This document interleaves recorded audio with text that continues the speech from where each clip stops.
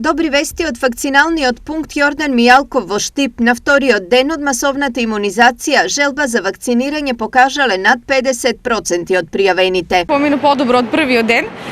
Имаме одзив околу над 50%.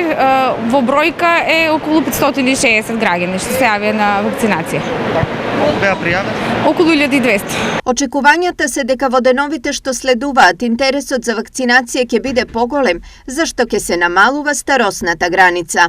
На 2 пункта е намалена старосната граница 69-70 години. Очекуваме да се намали границата веќе од понеделник да може и по-младите да се вакцинираат. За денес пријавени за вакцина се 1100 граѓани од источниот и југоисточниот дел на државата. Желбата беше моја да се вакцинирам, затоа што дома имавме ковид. Мислам, јас не, снаата беше прележала ковид, така да ние другите од фамилијата никој не.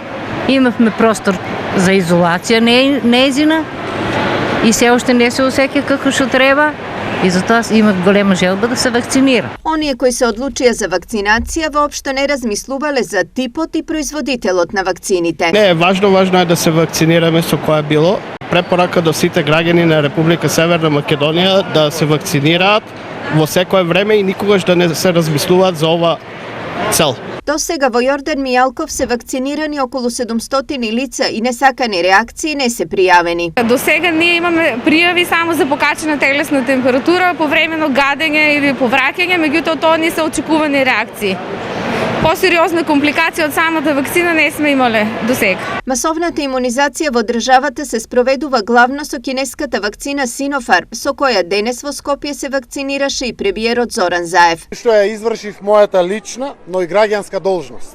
И ја примив првата доза од вакцината на Синофарм, односно она која што беше во моментот на располагање, кога ми дојде мене редот согласно националниот план за имунизација. Се чувствувам одлично и ќе ја продолжам мојата дневна работна агенда и во денешните попладневни часови.